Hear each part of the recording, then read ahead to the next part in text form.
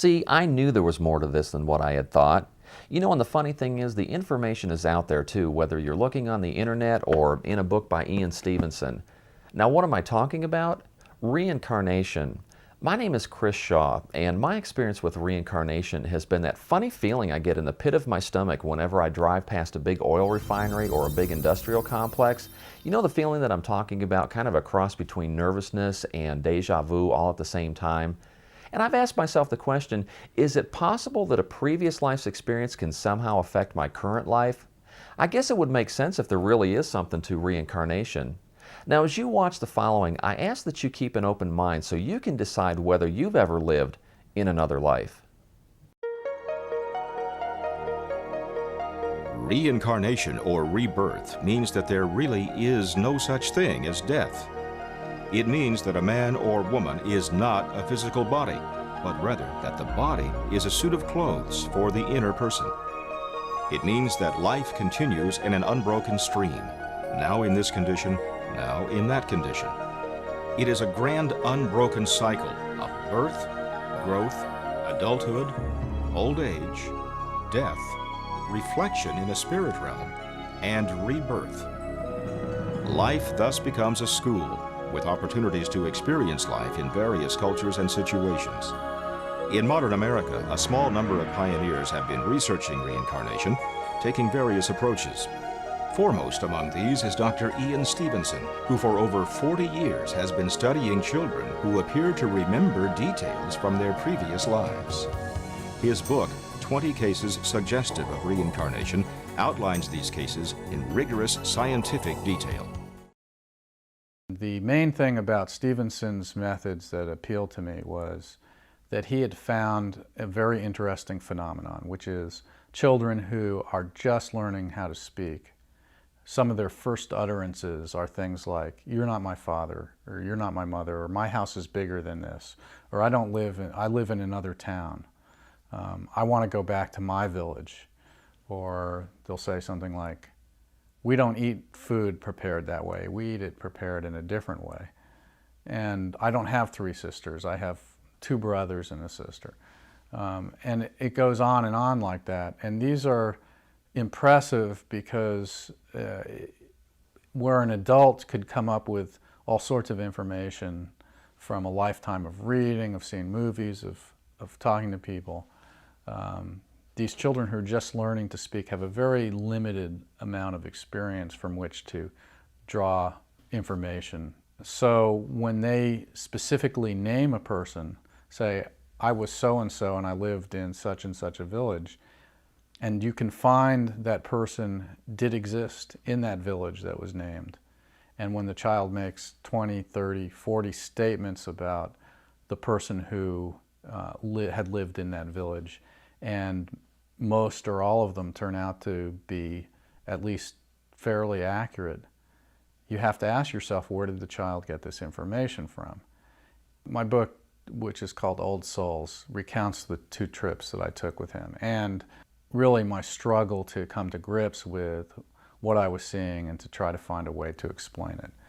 So the first thing I wanted to see when I went on these trips was, are these really solid cases? Or will I sit down with Stevenson at the first interview and see right away that these people are either lying or they're being led, or they're not saying what Stevenson had carefully recorded them saying.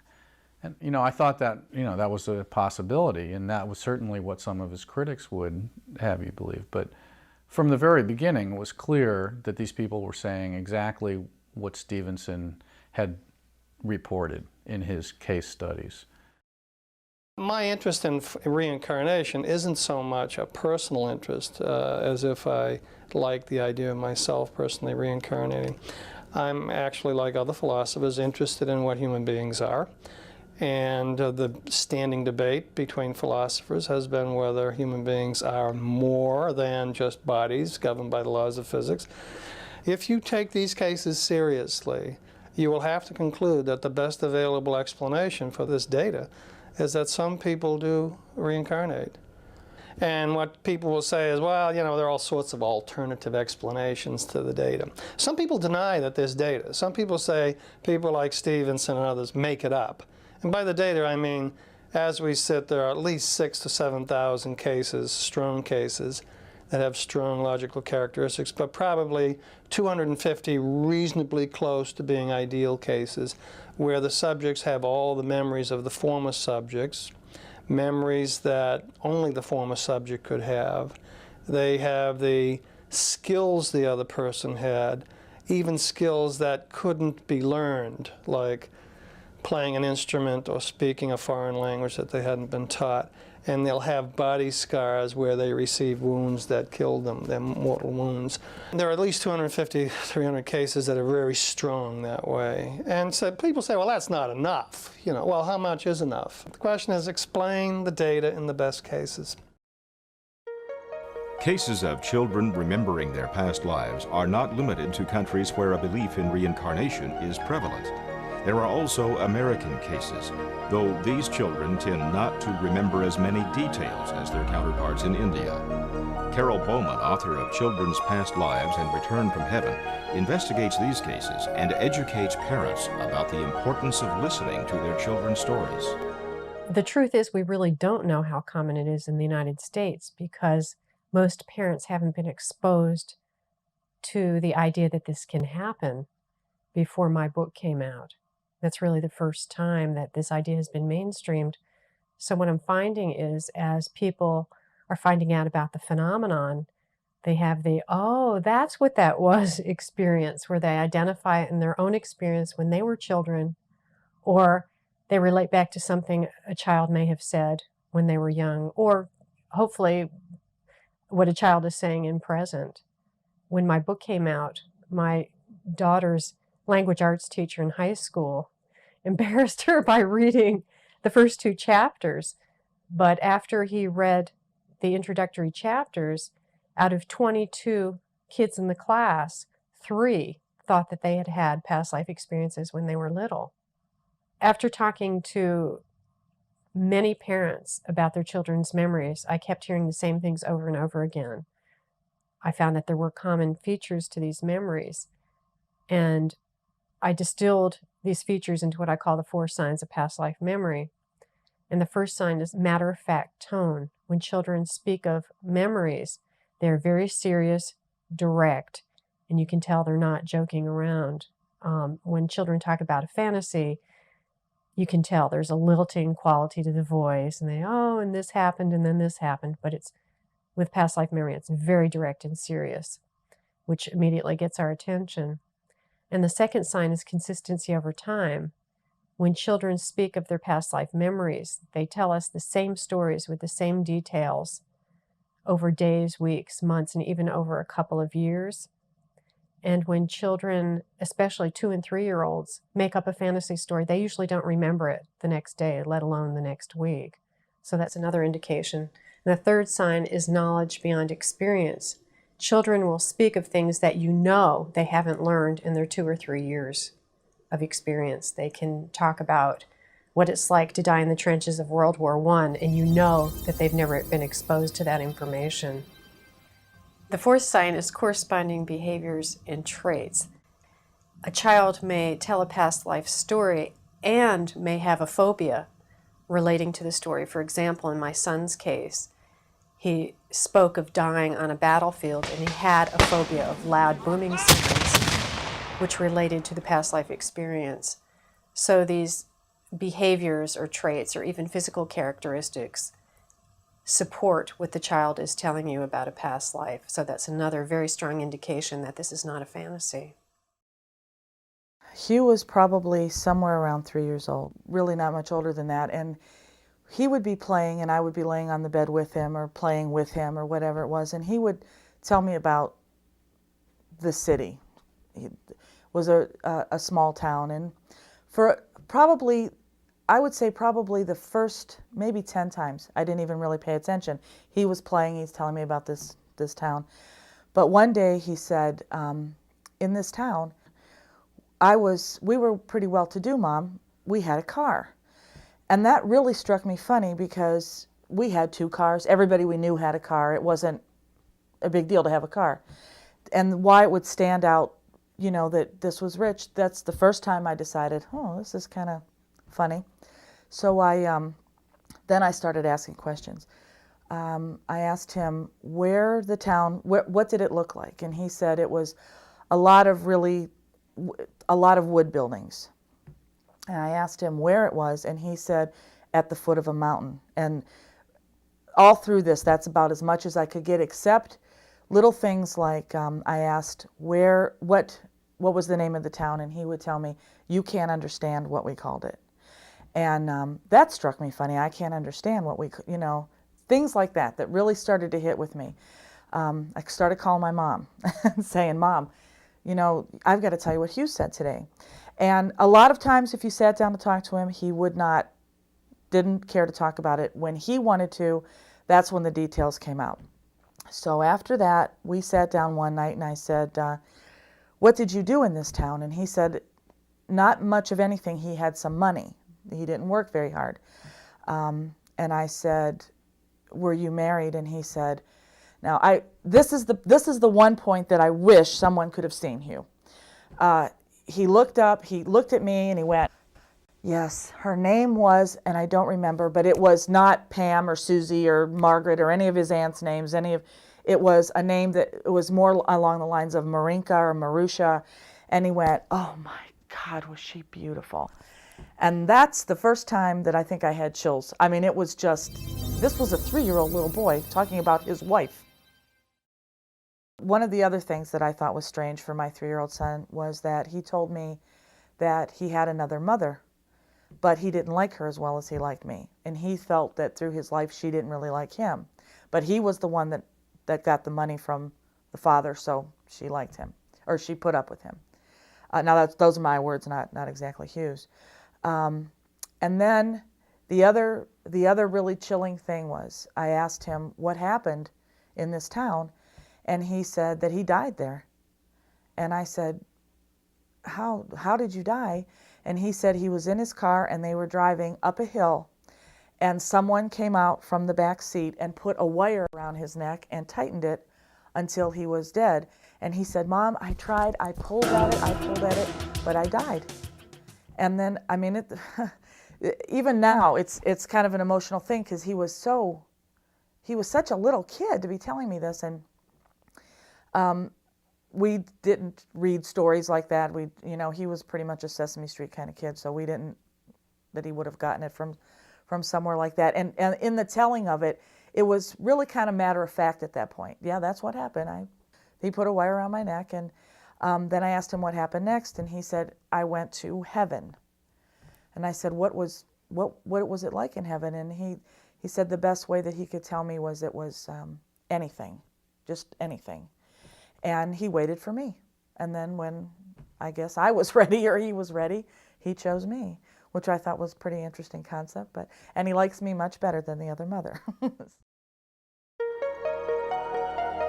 Although it is not uncommon for children to remember and speak of a past life, especially where a traumatic death ended the previous life, a very few people retain their memories into adulthood or experience spontaneous flashbacks of vivid past life memories.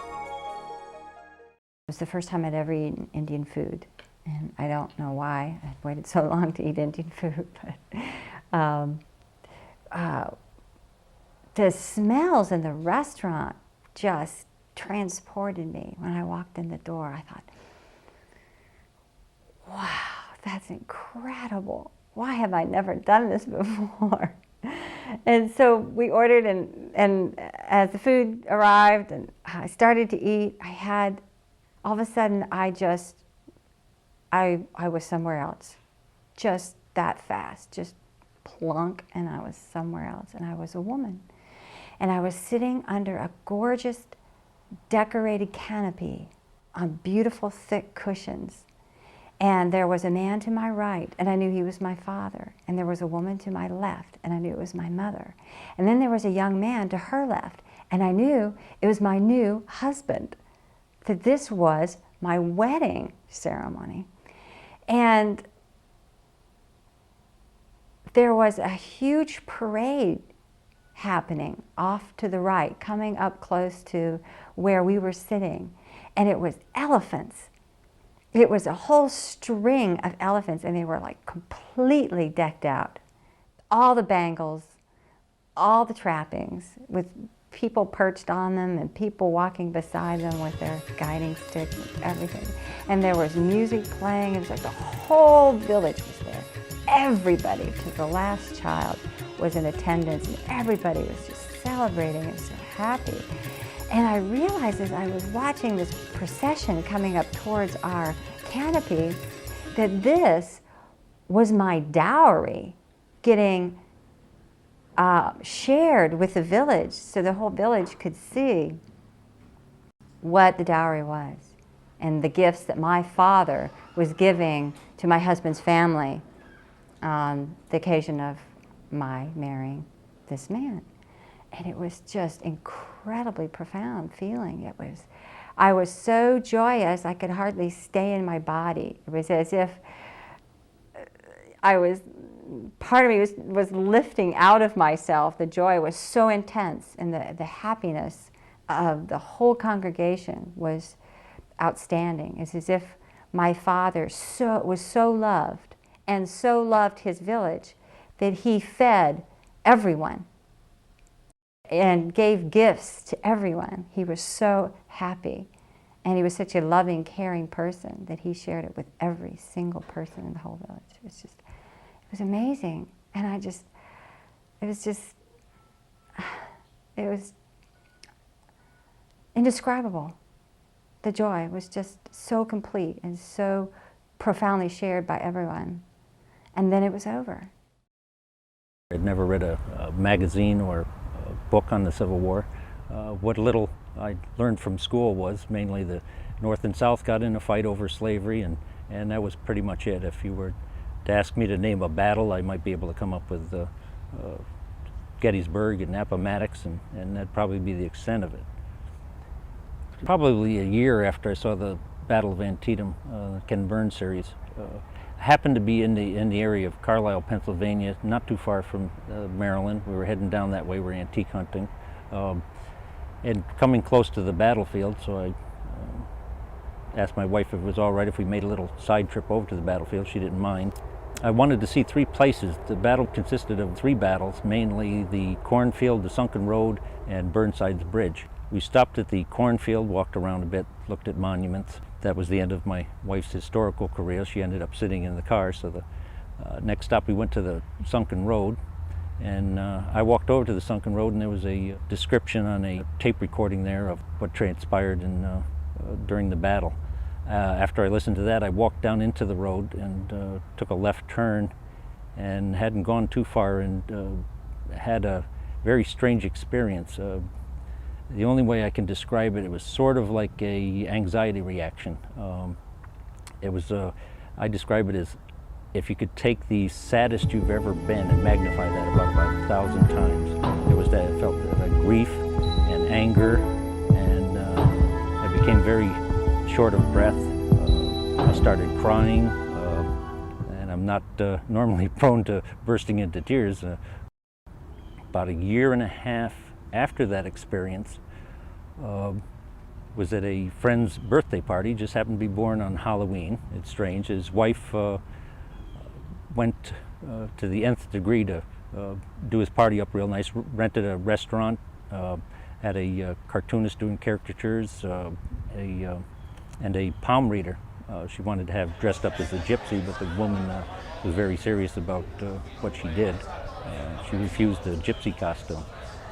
After going through the line for have a cartoon done, I kept watching what she was doing with the people that sat down in front of her. She was reading their palms, and I thought she was very sincere and didn't repeat herself. And so I asked my wife after dinner, I said, would you like to go have your palm read? And she said, okay. So went over, finally got through the line. It was quite a long line. Got through the line, sat in front of the palm reader, and I noticed she started treating me and saying things to me different than all the other people that I had watched her with, and dropped my hands a few times and started asking me questions if I believed in past lives, and I kind of gave a yes, and she said, there's a question mark there. I said, well, can I go and pick up something I had played with 300 years ago? No, but I just think that there's more than what there is to this life, what we see. And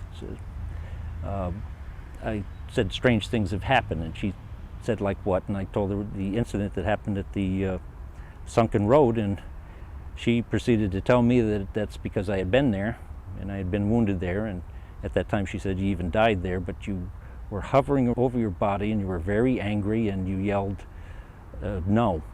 And at that time, I don't know why, and I didn't know until about a week later, I said to her, not yet. She says, yes, like not yet. She said, but you hung around for a long, long time. Well, she had to go on to the other people, and that got me thinking. And I went back through the line again and asked her 2 more questions. Why they were important at the time I asked them, I don't know. First question was, I asked her, was I dead? Was the soldier dead? And she said, oh yes, honey, you had holes all through you and all that. And then I asked her about some things that had happened to me in the service. But that got my brain thinking, and the next day after I'd taken my wife to work, I sat in my living room and I started thinking about what had happened to me at the sunken road, what the palm reader had said to me. And I remembered buying a magazine. This was a year and a half before. The trip was a year and a half before the party, so I had had this magazine for a year and a half. It was Civil War Quarterly, the Antietam edition, a special edition that keeps being reprinted over and over. And I realized I had to have it at that time. I threw it on the counter for my wife to pay for it. I had never read it.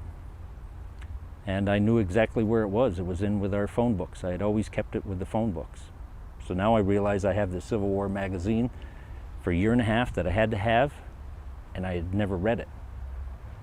I figured it was time to read it, so I got the magazine out and turned to the portion on the sunken road, saw a picture of pretty much where I had entered the sunken road. I started skimming down the page, came across a 2-word quote, and the hair stood up on the back of my neck. It said, not yet. Went back to the beginning and read down how Colonel John B. Gordon with the 6th Alabama had been in the sunken road, and he had told his men to hold their fire until the Union troops got right on top of them. And a lot of them were antsy and wanted to shoot and asked permission to shoot, and he yelled back at them, not yet, wait for orders from the center. So I found that odd, that here was the same quote that I had said to the palm reader. And I glanced at the page next to the page I was reading, and here's a photo of a General John B. Gordon. And I had read in the story he had been wounded 5 times, and I figured he was fatally wounded, and that was the end of that. But now I saw this picture that said General Gordon. He had been a colonel. He must have been promoted. He must have survived.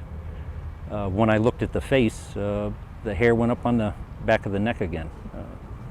I'm quite a bit older than he was when the photo was taken, but I remember what I used to look like when I had hair and good eyesight now. It's pretty much the face I've been shaving every morning of my life. So now I thought maybe I was going a little strange and wanted somebody else's opinion, and I took the book to work, and one of the co-workers there, I had them look at the magazine, not saying anything about the picture, and they asked about the picture, who the picture was, and I said, that's Gordon. He survived his wounding at the sunken road. And they looked at me and did a double take and said, he looks like you. And well, now I knew I wasn't crazy, or at least I had somebody else with me that was as crazy as I was. From that point on, the discoveries that I made about Gordon and myself, there's many, many parallels. Got markings on my face in 3 places where he was wounded during his war years. My mother and sister just happened to buy a house in Lafayette, Georgia, which is where Gordon spent his childhood just before going off to college. There was just so many parallels that I found that the only conclusion I could come to was I had been John Gordon in another life. It was kind of hard on my wife for a while. She thought maybe I'd go riding off on a horse or something, but I tried to. I've got her convinced that I am me and he was he, but that I may not be him now, but I was at that time, I believe. And now just allow yourself to slow down a little bit, and then a little bit more. I'm going to count downward once again from 10 to 1. When we do past life therapy, we do it for a very specific reason. Somebody's got a problem, a somatic symptom, a physical issue, a relationship problem, whatever it is that doesn't seem to go away, a phobia, a fear. And oftentimes what happens is that they have tried many other kinds of therapies and it still doesn't go away. Now that's not always the case, but in many cases it is. And they come and it's like, help me. And so what we do is we go back in time to the original cause of the problem. That's the idea, because all problems, issues in this lifetime didn't originate in this lifetime. They originated some time back. And so what we need to do is we need to trace those things. Now we do know, because we've been doing it for years, that we can go back into childhood and bring forth memories that are not on a conscious level. So why not further back? I mean, what difference does it make? It's the same process. It's just, and it's in the memory. It's in our memory banks. So we go back and we do that. Now the whole reason we do that is because until you get to the original cause of the problem and you can release the trauma on the issue, it gets locked in the body. It's kind of like when somebody comes up and surprises you and you go, like that, unless you release this, it's stuck right here. And that's what happens with all kinds of trauma. It gets stuck like right here. And so we go back and we release the trauma around it, and we heal what needs to be healed around it, and then we leave it in the body with which it belongs. Past life therapist Roger Woolger uses a combination of Gestalt and psychodrama techniques rather than hypnosis to access past life memories. He guides patients into fully experiencing traumatic events from past lives, which are often found to be the root causes of their phobias and other symptoms in this life. We, of course, look in childhood. The first place we look is this life. We don't go jumping immediately to the past lives. Often it is the case that people come to see a past life therapist when they've done years of conventional therapy and they've exhausted everything in their childhood as an origin of their symptoms, and they will say, well, I've done all this therapy, but I'm still terrified every time my little kid goes to take the school bus that I'm not going to see him or her again. But I've never lost a child, and I was never abandoned myself in childhood, but I still have this fear. Could it be a past life? Usually it is. We lie the person down, we get them to go into a memory of seeing their little kid go to the school bus, and we say, what's the thought you have? I'll never see him again. He's not going to come back. What is the worst thing that you imagine could happen? Once we get the imagination moving, things begin to happen. He's going to be killed. He's going to be killed. I know he's going to be killed. Let that feeling that your child is going to be killed take you into a fantasy. We can call it a fantasy. It doesn't matter what we call it. If it's real to the experiencer, it will move energy. So suddenly the person moves from seeing their little kid going to the school bus to being a woman in a crowd, seeing her child being taken and forced into a cattle truck while she's put at gunpoint and shot. It's a concentration camp memory where she lost her child and never saw it again. And she died then, she's back today, it seems, but she's still running the old story of losing her child, and she's now projecting it onto her current child. What is it about you? Why have they picked on you? Any idea? They think I'm what? I'm not one of them. I'm just not one of them. I'm not one of them. Say that again. Can't fit in. I don't fit in. I'm not one of them. I'm not one of them. How are you different? Different tribe, different race, different color, what? I'm not, I do. I kind of look. I do. I look different. It's almost like I'm wearing, not like a white dress, but I'm wearing like, I'm like white, and they're drab. They're all very drab. Yeah. I So stand out. Yep. I stand out. I stand out. and they've turned on me. Yeah. They've turned on me, and they're all angry. Yeah. Yeah. What are they going to do? What are they going to do? Are they getting any closer? Well,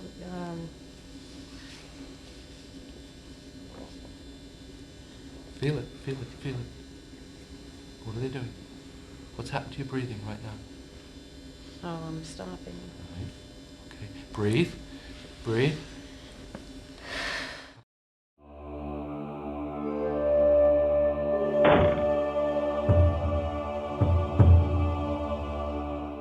I fundamentally don't believe in reincarnation. It would fly in the face of my other non-theistic beliefs about, God in general and specific gods specifically, that I just don't believe in reincarnation. I don't think that our specific souls or whatever a particular religion might call them have been here before, and they keep getting recirculated like so much number 2 polyethylene. People ask me if I believe in reincarnation, and my response is that it doesn't make any difference what I believe. The question is, because people sometimes can believe what they ought to, and sometimes they can't. What they love, hate, and desire prevents them from believing things that somewhere down deep they think they ought to. For me, the question is not, do I believe in reincarnation, but if I were a rational human being capable of regimenting my behavior and my beliefs according to reason, would I believe in reincarnation on this data? And my answer is yes. I think a lot of things that some people think of as reincarnation, like deja vu, or I've been here before, or I lived this in a past life, are what I'm going to affectionately refer to as brain wiring. Not defects, but just brain wiring.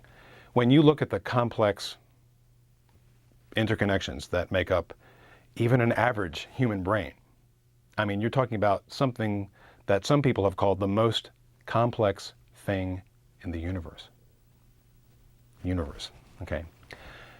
It doesn't strike me as amazing at all that, intelligent, conscious, thinking people might truly believe that something like reincarnation is true.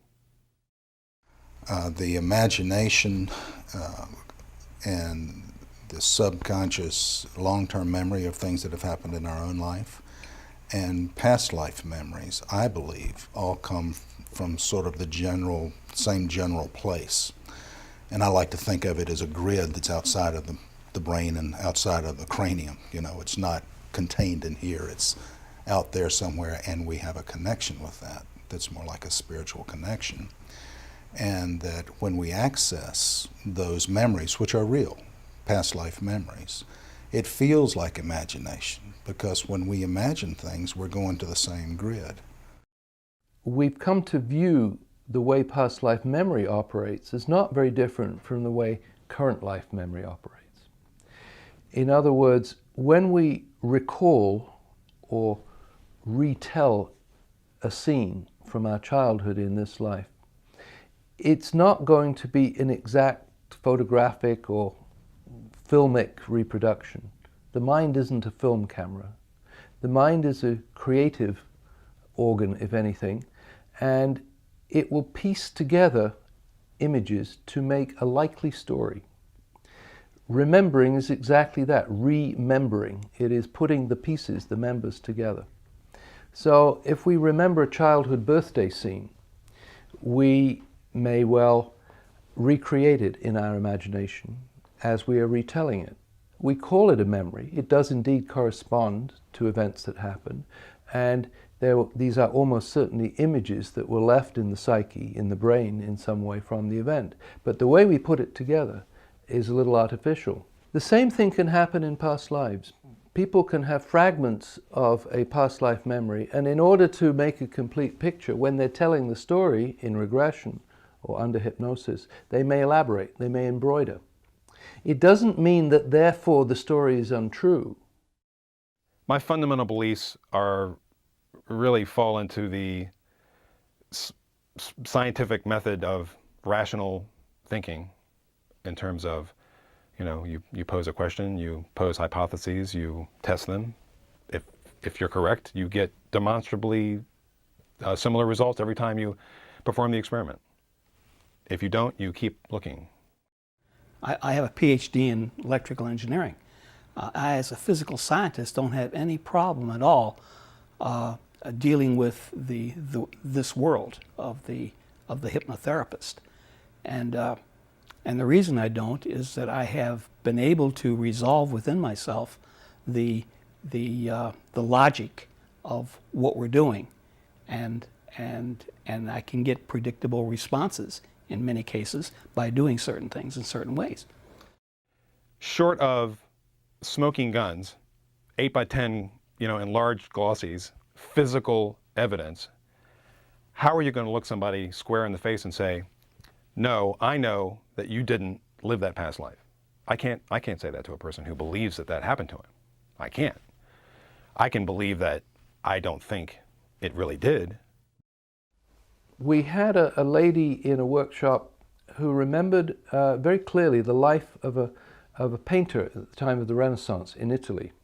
It was extremely detailed and sounded quite authentic, and she got the town, it was Siena, and she got a name which I don't remember at this point, but it was Italian sounding name. No one had heard of it in the workshop, and it seemed to be rather a minor painter. So she went to her local library in Berkeley, California, and looked up the painter and couldn't find any name, anything corresponding to that name.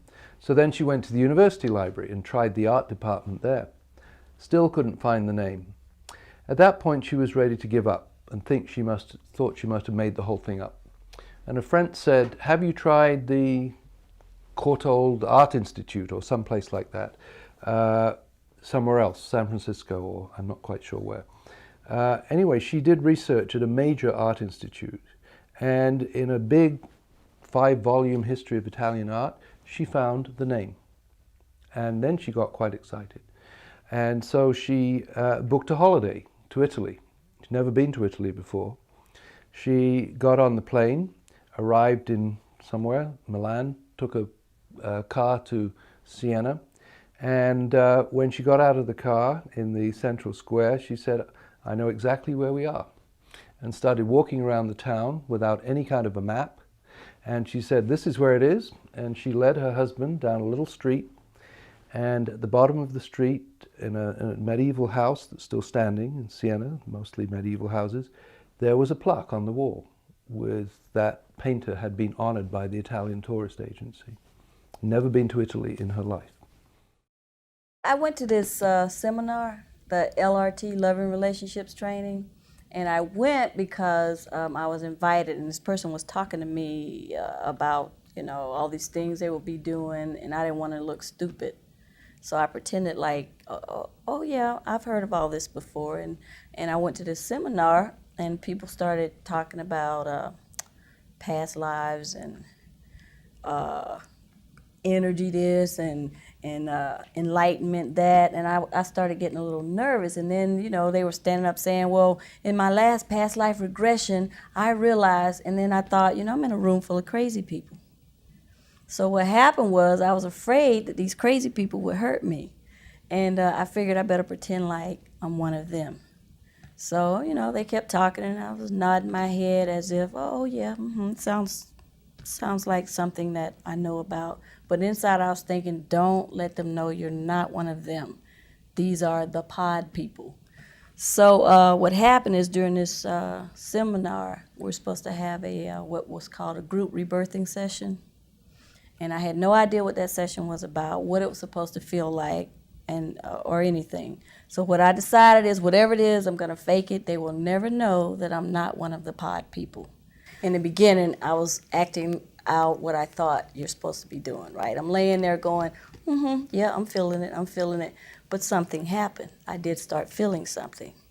My mind stopped working, my body took over, and I actually had this experience that it would take me an hour to describe it to you, but it was absolutely phenomenal. And after that experience, I realized I was one of the pod people. There have been a lot of popular books about reincarnation, Finding Your Soulmate, What Are the Origins of Your Illnesses, karmically, many of them stemming from the 60s. The Edgar Cayce readings partly woke up the American public. And I think there's been an openness to Eastern religions more and more since the 60s, the discovery of yoga and meditation, Indian gurus coming to Europe and America. Consciousness has broadened a great deal. We're no longer so dominated by the Christian worldview. We accept that there are other worldviews, many of which include reincarnation, particularly the Indian religions, Hinduism and Buddhism. Swami Vivekananda, the foremost disciple of Sri Ramakrishna, who was a 19th century mystic and saint, was a very young man when he left India to come to America. He had been motivated primarily in the search for funds. He had not come here primarily to talk religion or to preach a message or to bring any kind of particular religion to America. He had come in search of help for his downtrodden countrymen and for the poor of India. But when he appeared on the platform of the Parliament of Religions at the Chicago World's Fair in 1893, he found himself in a position to mix with the clergy and great literati and intelligentsia of Chicago and of the country.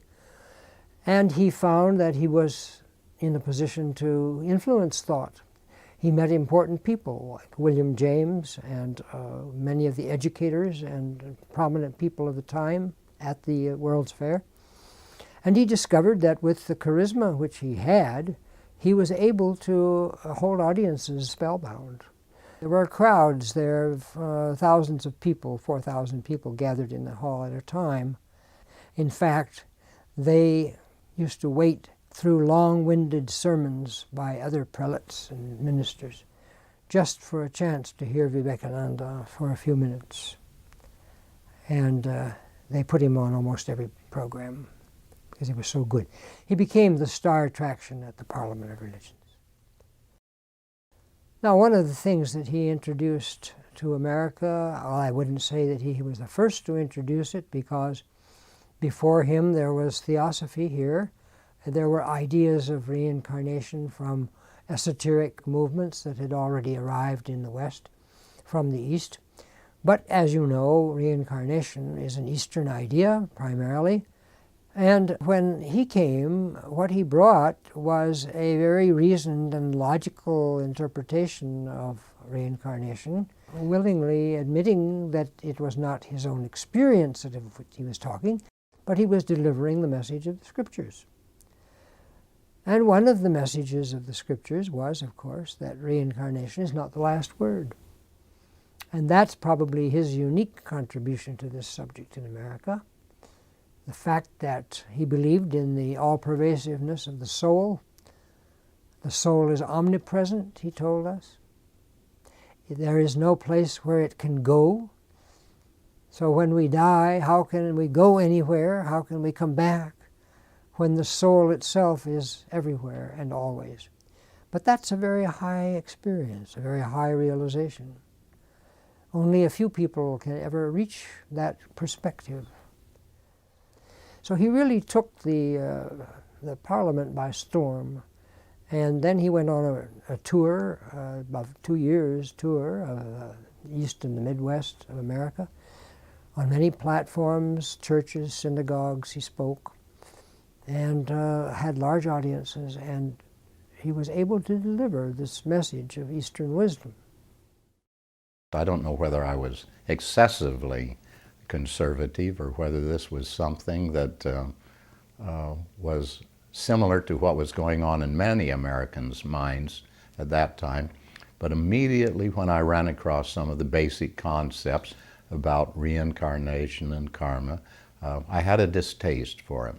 I simply could not accept it, put it over on the sidelines.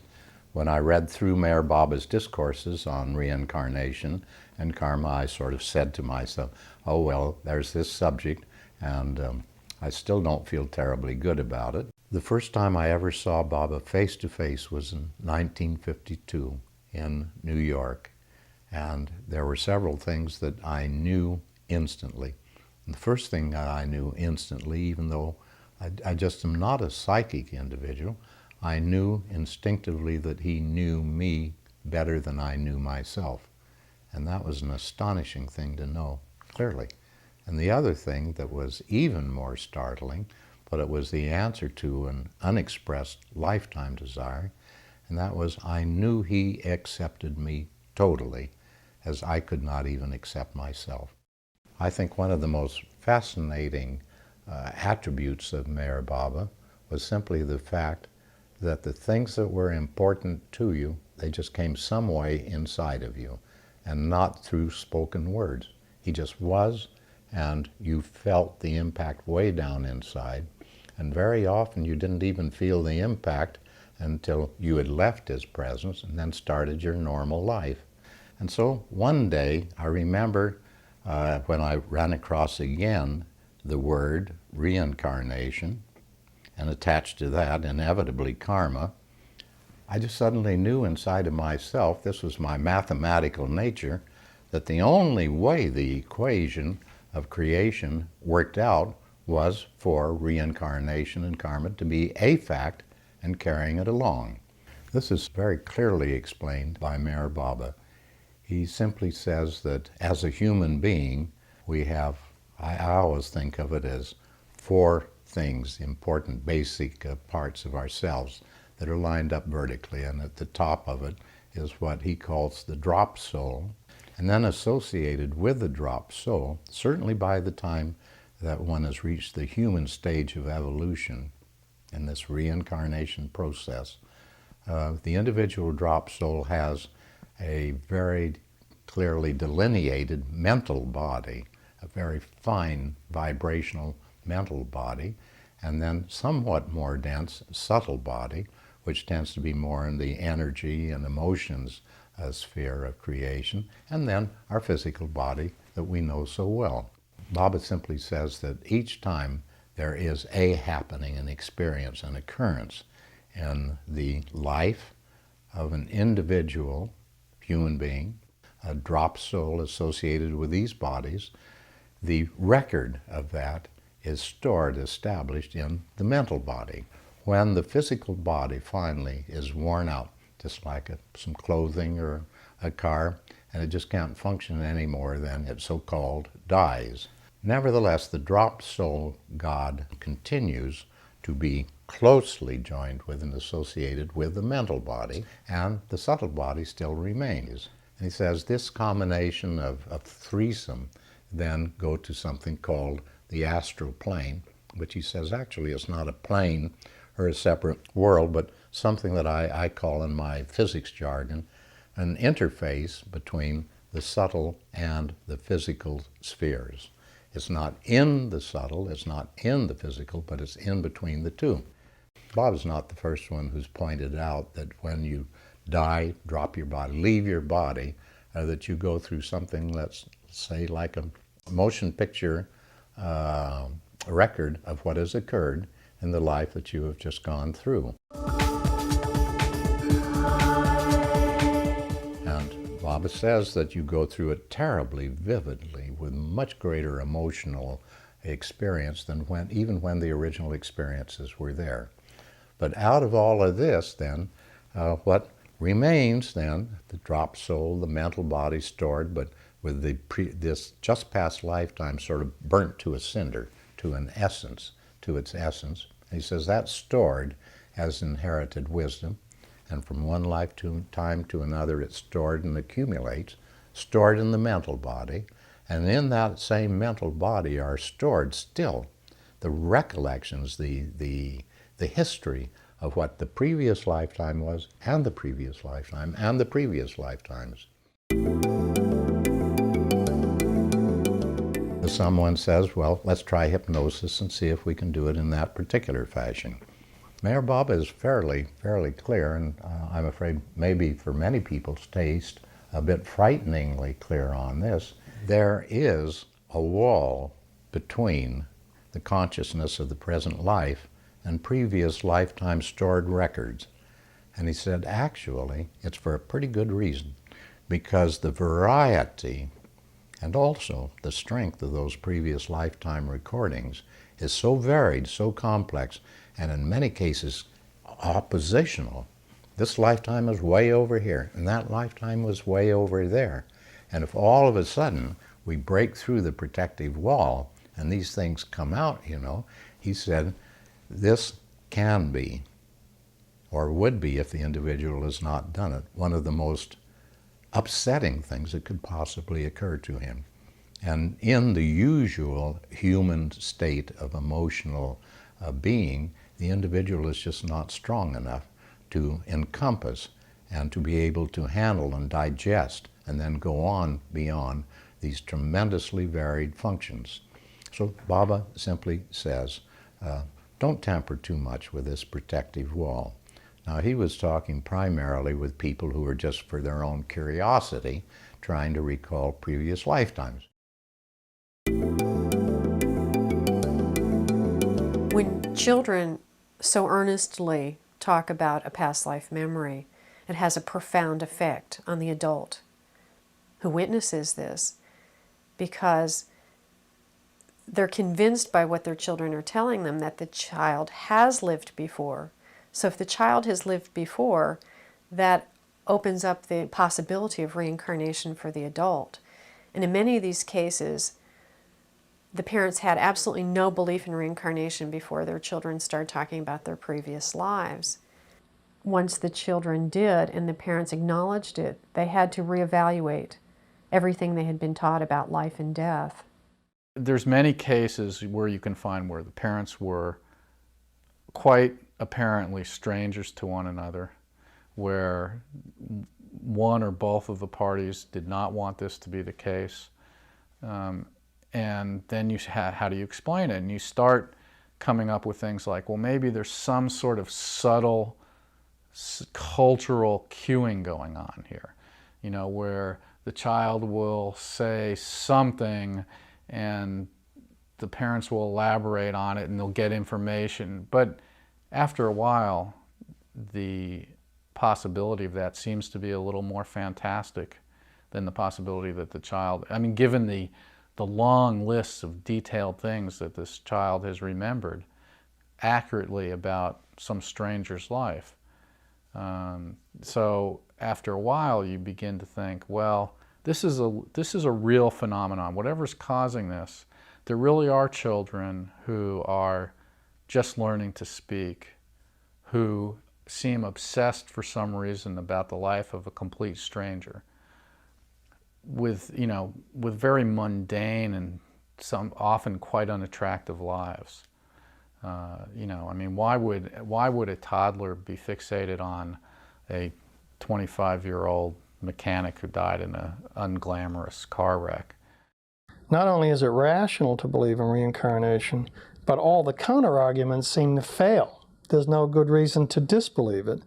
Now, when you have a strong argument that can't be refuted and you don't accept it after you've seen it, then you've acted irrationally. And I think that some people are acting irrationally and not believing in reincarnation. If you watch TV, okay, and you listen to the media and basically the little boxes supposedly telling us what the world thinks. TV tells us that this is not so and only cuckoos and crazies think that way.